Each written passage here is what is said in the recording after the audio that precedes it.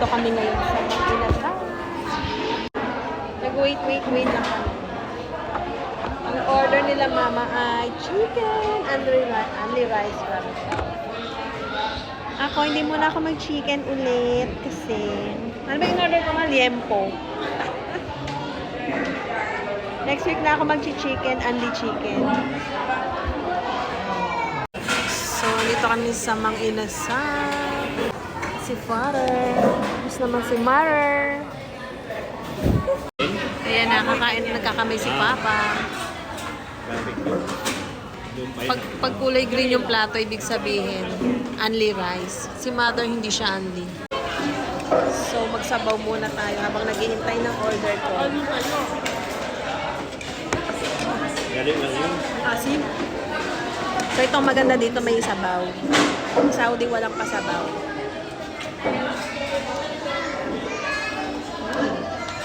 Asim. Sabi ko, may Tupperware ako dito. Para sa only rice.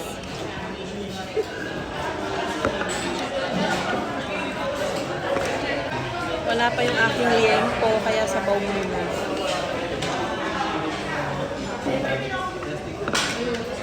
Sabi, hinuhuli pa yung baboy. Oh my God. Nakatayin pa. Ayan pa, mag-only rice na naman. Sabi niyo, pag lumapit siya, meron tayong dalang Tupperware dito.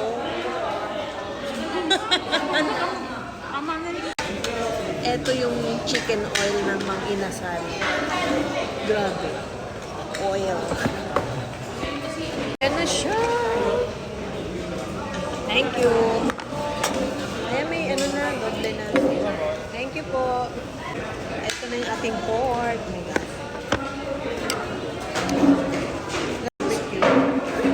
Kain na tayo.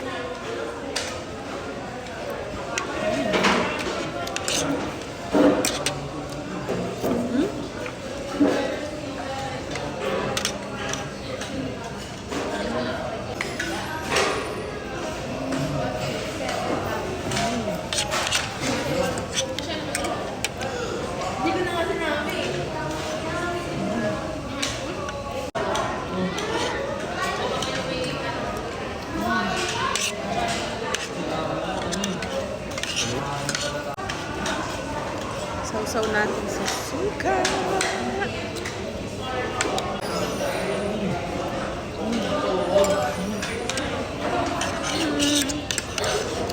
Masarap naman siya. Pero, parang natatabangan na ako ng konti.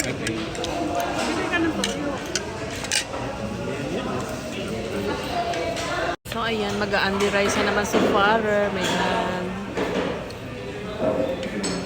isa pang rice.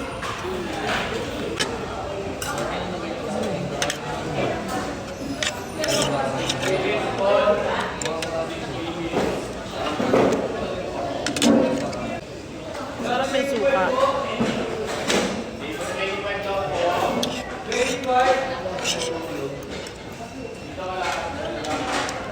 Sausaw natin sa suka.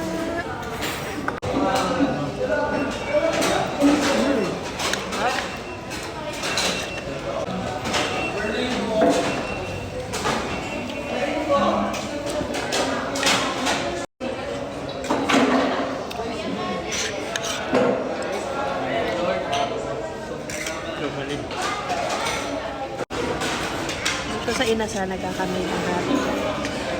Tinan niyo si Father. Yan, nagkakamay siya. Mas masaya nakakamay.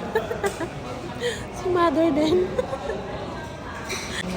Last bite.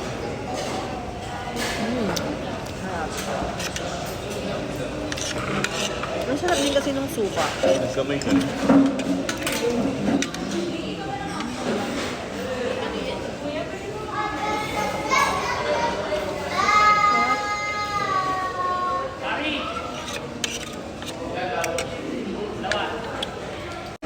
Masarap mag-soft drinks. Pero lang, tubig na lang tayo.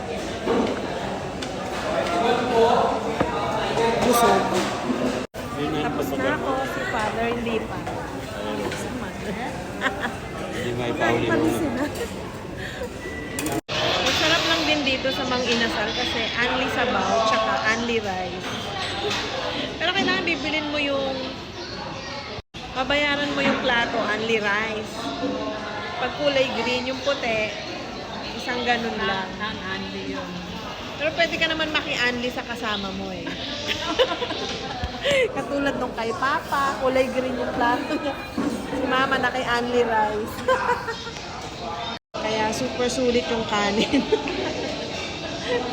Tapos may pasabaw pa only.